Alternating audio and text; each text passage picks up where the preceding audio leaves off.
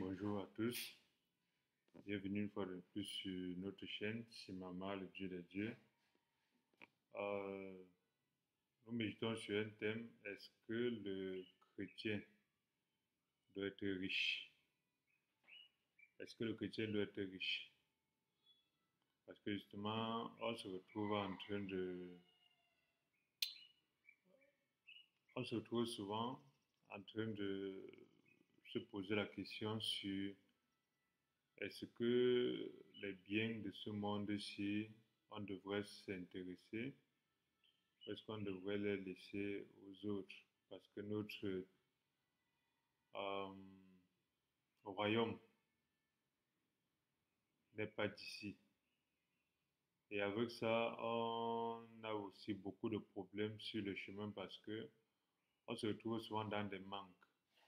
Et ces manques-là font qu'on peut remettre même en cause notre chrétienté ou notre foi même ou notre connexion à Dieu. Parce qu'on se dit, pourquoi je suis connecté à celui qui possède tout et je manque de tout. On peut se dire pourquoi je suis connecté à celui qui a l'or et la richesse et je n'arrive même pas à m'alimenter, je n'arrive pas à avoir le nécessaire, je n'arrive pas à faire ce que je veux bien. Et souvent on se dit aussi pourquoi les autres qui en apparence n'ont pas Dieu peuvent avoir autant de réussite. C'est pourquoi c'est important pour nous de regarder ce que la Bible dit. Et nous regardons déjà Deutéronome, le chapitre 8, à partir du verset 17 de Deutéronome, il est écrit, le Deutéronome, c'est dans le Pentateuque, c'est le dernier Pentateuque, dans le cinquième livre de la Bible, chapitre 8. Le chapitre 8, à partir du verset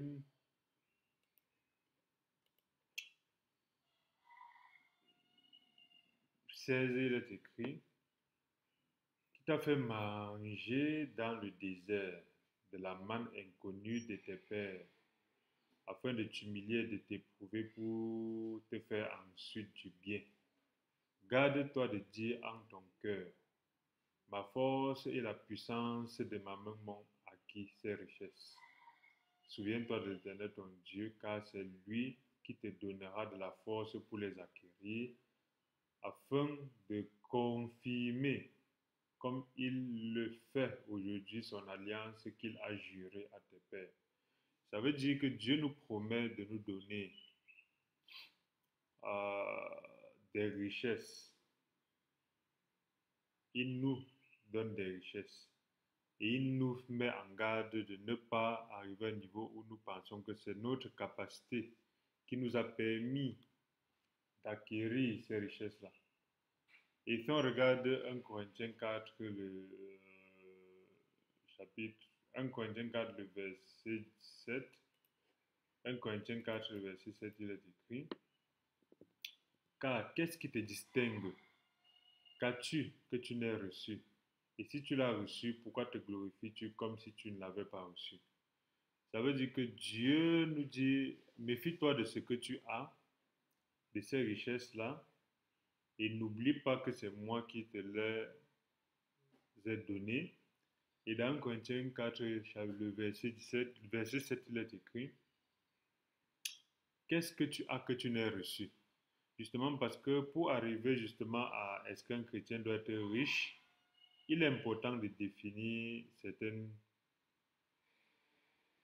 définir la richesse, différencier la richesse et le potentiel, différencier le potentiel et la réussite et la prospérité. Et il y a plusieurs types de richesses aussi.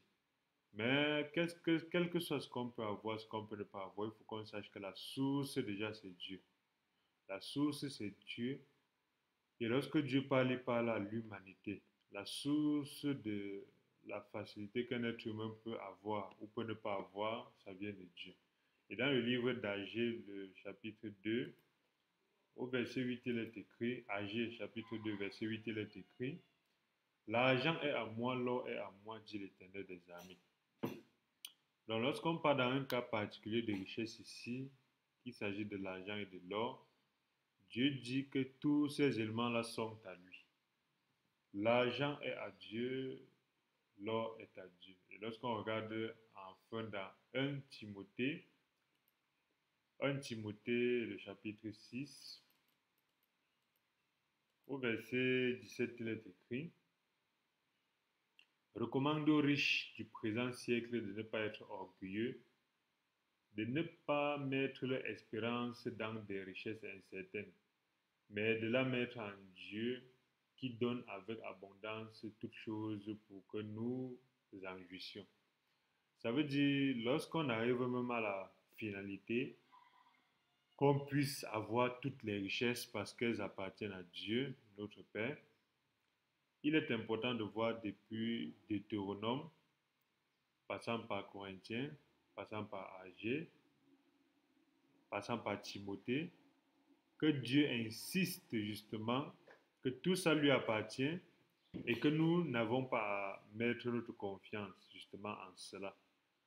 Lorsqu'on a déjà établi ces faits-là, on peut regarder justement donc, est-ce qu'un chrétien peut être, on peut regarder est-ce qu'un chrétien peut être riche parce qu'on sait déjà qu'il a le droit d'être riche parce que Dieu lui prête ces biens-là pour un but particulier, mais Dieu insiste concrètement que c'est à lui, Dieu, qu'appartient ces biens-là et que nous, nous à qui Dieu prête ces biens-là, nous n'avons pas à déposer notre confiance en ces biens-là.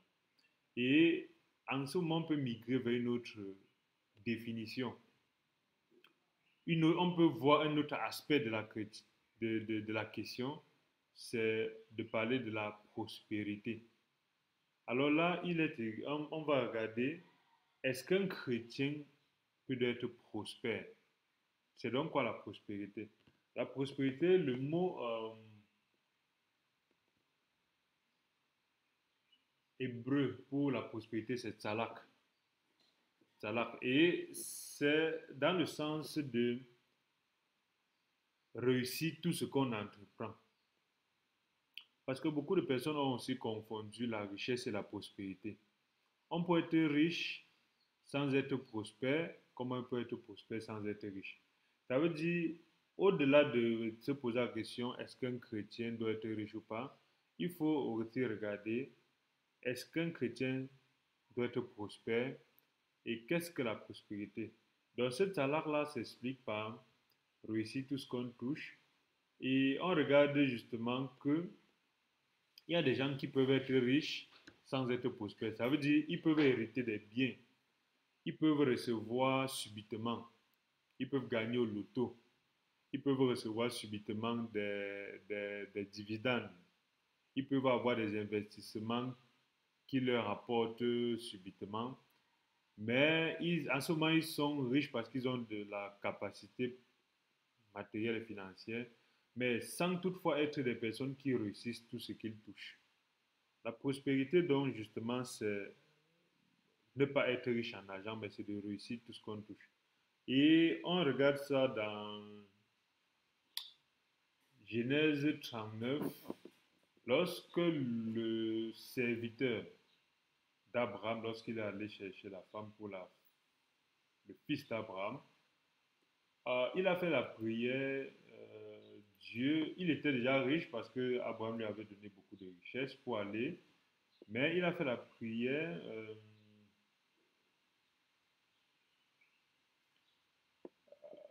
Il a fait la prière en disant, Seigneur, permets que ce voyage puisse réussir. C'est là l'une des premières occurrences du mot talak. Talak. Il était riche, mais il a encore demandé de la prospérité. Lorsqu'on regarde aussi Joseph, Joseph en Égypte n'était pas riche, mais il était prospère, parce que la Bible dit que tout ce qu'il touchait, de la maison de Potiphar, lui réussissait. Genèse 39 dit, à partir du verset 2, l'Éternel fut avec lui, parlant de Joseph, et la prospérité l'accompagna. Il habita dans la maison de son maître l'Égyptien. Son maître vit que l'Éternel était avec lui et que l'Éternel faisait prospérer entre ses mains tout ce qu'il entreprenait. Mais n'oublions pas que Joseph était esclave. Comment est-ce qu'un esclave peut être prospère? Il n'était pas riche parce qu'en tant qu'esclave, il n'avait pas droit à avoir des biens. Il n'avait pas la capacité d'accumuler des ressources. Mais ici, on peut voir que Joseph était prospère. Donc, c'est aussi important pour nous chrétiens de regarder plus à être prospère qu'à être riche. Parce qu'on peut être riche, la richesse peut s'évaporer. La richesse vient sa part comme des oiseaux. La richesse vient sa part aussi comme la brume, comme la pluie, ainsi de suite, comme le soleil. Mais la prospérité, même lorsqu'on a 0 franc, on est une personne prospère, on peut toujours et toujours et toujours se remettre à flot matériellement et financièrement. Dans le monde, on peut voir, il y a eu deux exemples. Le premier exemple, c'est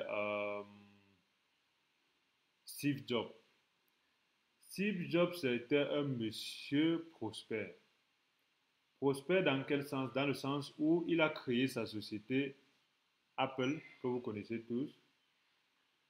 Il est le premier à avoir créé la souris.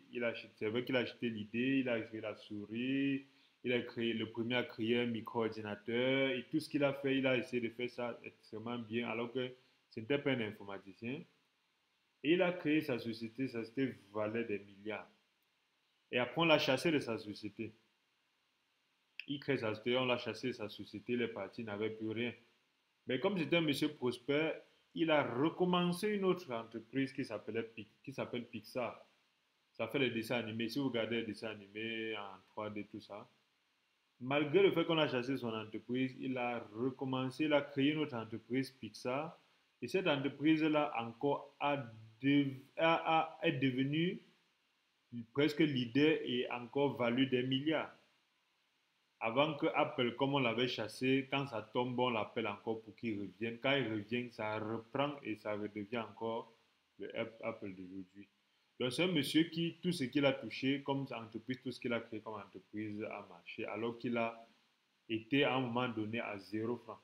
Donc Joseph ici, on peut voir que Joseph a été un monsieur prospère. Donc même les païens sont prospères. La prospérité est différente de la richesse.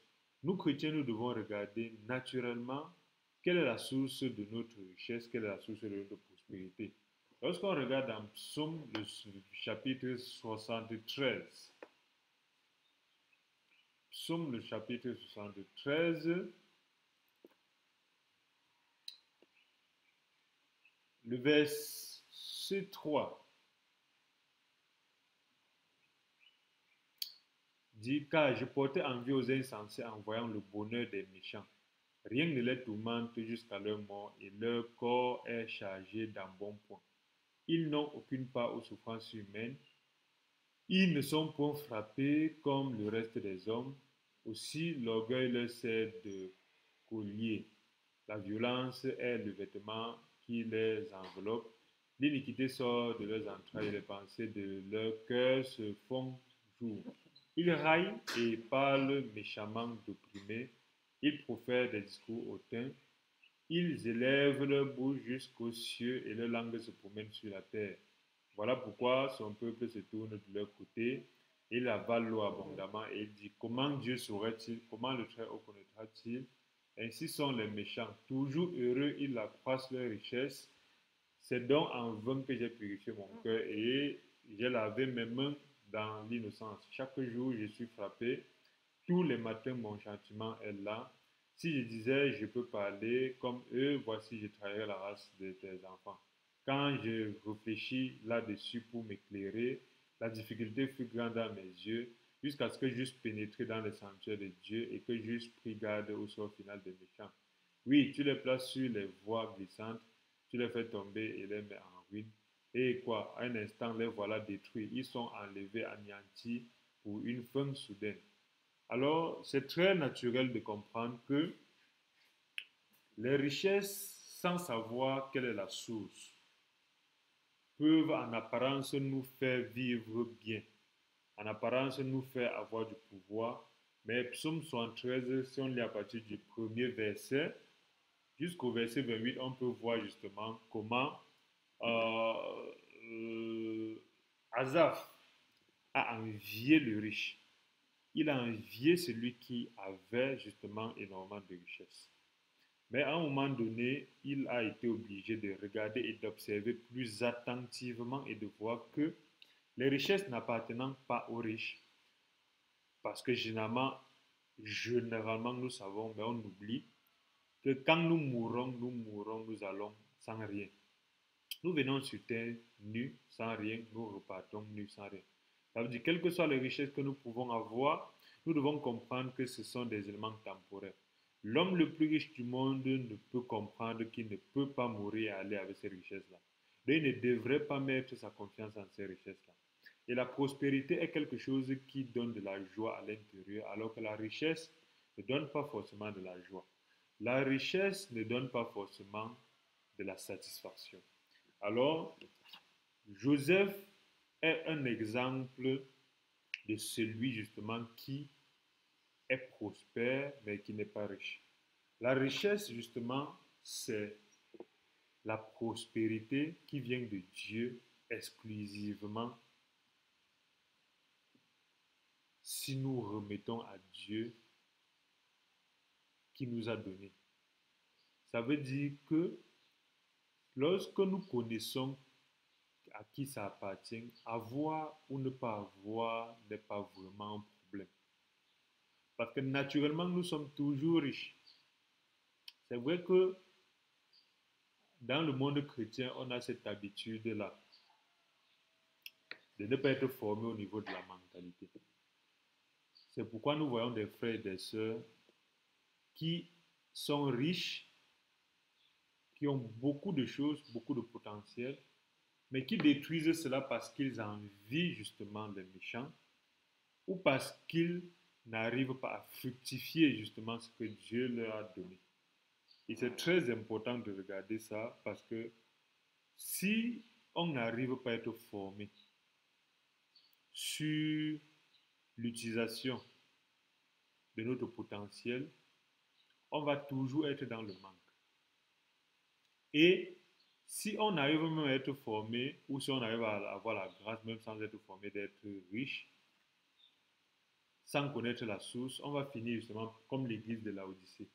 Dans le livre des Révélations, la Bible parle clairement de l'église de Laodicée. Il dit, si on regarde les Révélations de chapitre 3, verset 14, le chapitre 3, verset 14 du livre des Révélations dit, écrit à l'ange de l'église de Laodicée, voici ce que dit l'Amen, le témoin fidèle et véritable, qui, le commencement de la création de Dieu. Je connais tes œuvres, je sais que tu n'es ni froid ni bouillant. Puisses-tu être froid ou bouillant. Ainsi parce que tu es tiède et que tu n'es ni froid ni bouillant, je te vomirai de ma bouche, parce que tu dis, je suis riche, je me suis enrichi et je n'ai besoin de rien, parce que tu ne sais pas que tu es malheureux, misérable, pauvre, aveugle et nu. L'église de la Laodicée se dit, je suis riche, je me suis enrichi. Mais Jésus-Christ dit, tu es malheureux, misérable, pauvre, aveugle et nu. Méfions-nous d'être riches, mais que le propriétaire de ces richesses-là dise que nous sommes malheureux, pauvres et euh, naturellement aveugles et nus. L'enfant de Dieu doit être riche, il doit chercher la richesse, mais il doit plus que cette richesse-là savoir que la richesse appartient à quelqu'un et il doit justement vivre d'abord selon la volonté de cette personne-là. Alors, cette personne-là est capable de rendre riche comme pauvre. Parce que cette personne-là a rendu Salomon extrêmement riche. Mais nous regardons, nous voyons justement que la richesse vient avec beaucoup de pièges. La richesse vient avec le piège d'être capable à un moment donné d'oublier Dieu. La richesse nous fait croire justement que nous sommes dorénavant devenus la source. Nous sommes devenus dorénavant les gens capables. La richesse nous fait croire que dorénavant nous sommes nous pouvons nous passer de Dieu. Et la richesse aussi nous fait sortir au fond ce qu'il y a dans notre cœur. Observons bien justement, une personne peut être pauvre dans le manque, mais être une personne qui n'aime pas l'autre. Mais parce que étant pauvre, étant dans le manque, cette personne est obligée de se soumettre, de chercher à gagner le cœur des autres. Dans ce cas-là, donc, en apparence, cette personne est humble jusqu'au jour que la personne devient riche et on voit les vraies faces. Donc la richesse aussi a la capacité de nous faire ressortir notre vraie nature que nous cachons beaucoup dans la pauvreté. C'est très important de comprendre justement que Abraham était riche, Isaac était riche, Jacob était riche, Salomon était riche, Joseph d'Arimathée était riche, mais il y a quelque chose de plus important, c'est de savoir que, au fond, quel était le cœur de ces personnes-là. Au fond, quelle était la première chose qui intéressait ces personnes-là. Si nous devons être riches pour nous-mêmes, ça ne vaut vraiment pas la peine. Si nous devons être riches pour notre propre plaisir, ça ne vaut vraiment pas la peine. Si nous devons être riches pour notre famille, pour notre village, ça ne vaut pas la peine. Parce que justement, au-delà de la richesse, il y a la prospérité. C'est encore mieux d'être prospère. Et au-delà de la prospérité, il y a la notion d'abondance. L'abondance, c'est l'absence de manque. Et en tant qu'absence de manque, en fait, Dieu veut justement que nous soyons des personnes qui vivions dans l'abondance. Parce que lorsqu'on n'est pas dans l'abondance, on ne peut pas être dans les dispositions charnelles au niveau du bazar, la chair bazar. On ne peut pas être au niveau des dispositions au niveau de l'âme psychologique, le psuké. On ne peut pas être des dispositions au niveau du nefesh pour pouvoir écouter Dieu. Lorsqu'on a faim de façon continue, on peut ne pas lire la Bible comme il faut, méditer comme il faut, prêcher comme il faut, partager, exhorter comme il faut. Donc Dieu veut que nous soyons dans l'abondance, mais cette abondance-là doit venir en nous montrant exactement qui est-ce qui nous donne cela. Dieu peut aussi nous donner le manque pour nous former, pour nous canaliser, mais l'abondance, c'est quelque chose qui doit être naturel pour nous en sachant que Dieu nous a mis déjà dans l'abondance.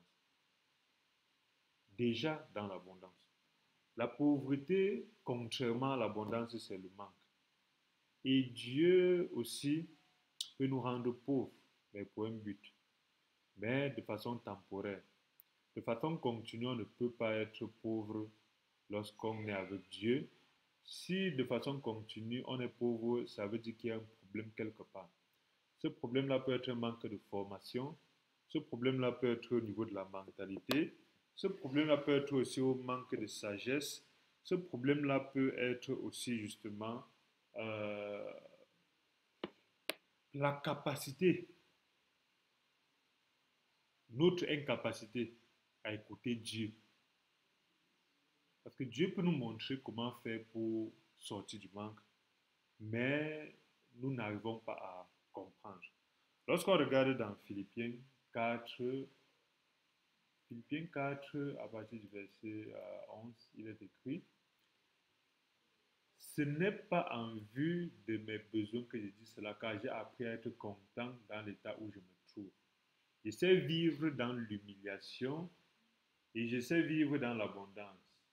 En tout et partout, j'ai appris à être rassasié et à avoir faim, et à être dans l'abondance et à être dans la disette. Je puis tout par celui qui me fortifie. Cependant, vous avez bien fait de prendre part à ma détresse. Alors, c'est très important de comprendre que lorsqu'on est dans la prospérité, on est capable de vivre tant dans la richesse que dans la pauvreté. Lorsqu'on est prospère, on est capable de vivre tant dans l'humiliation que l'abondance, comme le frère Paul est en train de nous expliquer ici. Le plus important n'est pas de poursuivre la richesse, mais le plus important, c'est de poursuivre la prospérité. Nous, les enfants de Dieu, ne devons pas nous poser la question par rapport à est-ce qu'on doit être riche ou pas. On doit se poser la question, est-ce que nous avons la mentalité qui attire la richesse? C'est ça dans la prospérité. Pourquoi? Parce qu'on a beaucoup d'enfants de Dieu aujourd'hui qui dorment à l'église en prétextant que c'est Dieu qui va venir les rendre riches. Ils dorment à l'église, mais sont incapables de subvenir aux besoins de leur propre famille. C'est vrai, c'est difficile, mais Dieu nous a envoyés sur terre en nous donnant la capacité de nous battre et il nous ouvre les portes lorsqu'on se bat. C'est lui qui dit qu'il donne la sémence au semeur. C'est Dieu qui donne la sémence au semeur. Il dit qu'il bénit l'œuvre de nos mains. Alors nous devons nous méfier d'être tellement en train de rechercher la richesse que même avec Dieu, on joue au Ndjangi dans le sens continuellement de donner à Dieu pour recevoir en retour. Nous devons nous méfier parce que généralement, les enfants de Dieu ont ce problème-là, c'est qu'ils ne sont pas formés pendant que les païens se forment. Pendant que les païens apprennent à serrer la ceinture, à économiser, à investir, à se battre, à se sacrifier. Les enfants de Dieu vivent dans une sorte de monde ils sont léthargiques, où ils sont paresseux, où ils sont pendus aux lèvres d'un bonbon pasteur qui va leur dire Dieu va te donner, il faut te coucher, tu dors. Et avec cette mentalité-là, on se retrouve généralement en train de ne pas exploiter les potentialités et les potentiels que Dieu nous a donnés. Naturellement, quand on est en santé, c'est une richesse, on peut exploiter cela.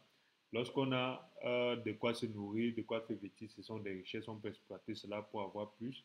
Et le but d'être riche, c'est de nourrir l'Église de Dieu. Dans le livre des Actes, on regarde justement que les frères qui avaient des potentiels mettaient cela en commun.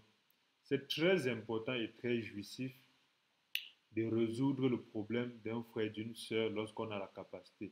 Et pour avoir cette capacité, il faut donc avoir donc justement la mentalité d'être celui-là qui est une source et celui-là qui sait que ce que j'ai, c'est pour donner aux autres. Donc le chrétien peut être riche et c'est important de réfléchir sur qui est-ce qui nous donne cette richesse-là, de réfléchir sur qui est la source et savoir que on peut être riche ou pauvre selon la volonté de Dieu, mais que ce que nous devons fondamentalement rechercher, c'est d'être toujours prospère parce que la prospérité attire l'abondance et l'abondance nous permet de bénir les autres. Et lorsqu'on bénit les autres, on permet aux autres de voir la gloire de Dieu. Souvent, la plupart du temps, Jésus a évité de prêcher aux gens qui avaient faim. C'est peut-être qu'il pouvait les nourrir. Il pouvait savoir justement que aujourd'hui l'Église n'a pas d'impact parce que l'Église est dans un monde où quelques-uns s'enrichissent au dos des autres. L'Église n'est pas dans un monde où on skills, où on capacite, on donne la capacité aux frères et sœurs de pouvoir avoir de quoi faire grandir la société, de quoi faire. Le chrétien doit être une source d'abondance dans sa famille, dans sa société, dans sa localité. Il ne doit pas être une source d'abondance pour son bonbon pasteur parce que Dieu n'a pas dit que tu dois donner quelque chose à un pasteur. Ce n'est pas biblique. La dîme déjà n'est pas biblique. On en a parlé plusieurs fois, on peut encore en parler. Il y a une vidéo, beaucoup de vidéos qui parlent de ça sur cette chaîne et ailleurs. Euh, les hommes de Dieu qui exploitent les brebis pour être riches et les brebis sont pauvres, ça, il faut beaucoup se méfier Parce que Dieu n'a jamais dit qu'un homme de Dieu ne doit pas travailler. Paul a dit, j'ai travaillé de mes mains, je vous ai montré ce qu'il fallait faire. Si quelqu'un ne travaille pas, qu'il ne mange pas. Mais ils ont changé cela à je ne sais quoi, tout ce qu'on veut aujourd'hui. Et beaucoup de chrétiens aujourd'hui n'arrivent pas à être prospères parce que le peu qu'ils ont, ils donnent ça à des gourous. Lorsqu'on est prospère, on peut donner. Même si c'est un homme de Dieu, on peut donner. On donne, on donne, on donne. Mais le problème, c'est qu'on ne doit pas donner dans le sens. On doit donner par rapport à notre volonté d'aider et de donner. On ne doit pas donner parce que c'est une règle ou parce que c'est un système qu'on pense qu'en donnant, on serait béni, et ainsi de suite. Non, non. Ils vont vous parler de giving, de s'aimer, tout ça. Vraiment, nous devons nous méfier. L'abondance est bien parce qu'elle nous permet de faire voir la gloire de Dieu. L'Église aujourd'hui est méprisée justement parce que l'Église ne vit pas dans l'abondance. C'est pour ça que nous allons regarder nos frères, puisqu'ils sont descendants d'Ismaël, fils d'Abraham, comme nous aussi descendants d'Isaac, fils d'Abraham. Nos frères musulmans, aujourd'hui, sont capables d'impacter leur société et la société parce qu'ils ont matérialisé justement la richesse qu'ils ont pour pouvoir, ces milliards-là ils ont mis ça ensemble pour pouvoir faire pencher la société. Malheureusement, les chrétiens n'ont pas cette capacité-là. Malheureusement, alors que c'est nous qui avons commencé cela dans le livre des Actes, mettre ensemble pour impacter la société. Donc, voilà un peu ce que nous pouvons dire. Dieu n'a pas de problème avec les riches. N'accusons pas les riches. Vraiment. Dieu dit juste que le riche doit savoir qui est celui qui détient en réalité sa richesse. Et le riche doit utiliser sa richesse pour le bien des gens autour de lui. Voilà un peu ce que Dieu peut dire. On ne doit pas demander aux chrétiens d'être pauvres parce que non. Le chrétien a le droit d'être riche, mais il doit savoir qui est la source. Le chrétien doit être même très très riche parce qu'autour de lui, il y a de l'impact qu'il doit faire. Je vais finir avec une parole d'un autre chrétien, quoique catholique, mais on espère que ce soit qu'il ait reçu le salut, on ne sait pas. Monseigneur Albert Dormeau, qui disait l'Église ne doit pas faire vivre le chrétien seulement en regardant au ciel comme si la terre n'existait pas. Et c'est dans cette lancée-là qu'il a été l'un des premiers hommes de Dieu africains à créer des entreprises, des sociétés, concurrencer l'État. En conséquence, il a créé des... Au point où on l'a taxé de tribaliste qui amène l'économie dans l'Église, tout ça. C'est très important que si l'Église avait été comme ça et avait continué comme ça, l'Église serait capable aujourd'hui de dire que en Afrique, nous changeons l'Afrique et l'Afrique change. Si toutes les chapelles dénominations qui sont en Afrique pouvaient justement utiliser la puissance et la richesse de notre Dieu, naturellement, on pourrait faire pencher la balance du côté de la parole. Donc, aujourd'hui, changeons, réveillons-nous, travaillons, écoutons l'Esprit, écoutons le Saint-Esprit, regardons avec les yeux de l'Esprit, il met devant nous des opportunités, gagnons à travers ces opportunités-là de quoi aider les autres, de quoi... Aujourd'hui, nous connaissons la Bible, c'est parce que des gens ont mis de leur argent. La mission, l'évangélisation, c'est parce que des gens ont mis de leur argent. Aujourd'hui, nous pouvons parler parce que des païens même ont mis de leur argent pour créer des choses, Internet, les ordinateurs, les téléphones. Ils ne se sont pas assis et pour que tout tombe. Ils sont pas allés dans des nuits de prière, des jeûnes, des trucs. Non, évitons ça. Travaillons, travaillons et travaillons. Parce que Dieu a mis devant nous des opportunités. Et ces opportunités-là vont nous aider, pas à avoir pas à être, avoir de l'argent pour dominer les autres, mais ces opportunités vont nous permettre d'avoir de quoi aider les autres, de quoi permettre que que l'évangélisation aille plus loin, que les missions aillent plus, que l'évangile soit plus prêché. Merci. Et si cette vidéo vous a béni, Si ce partage, ces exhortations vous bénissent, n'oubliez pas de vous abonner, de partager la vidéo.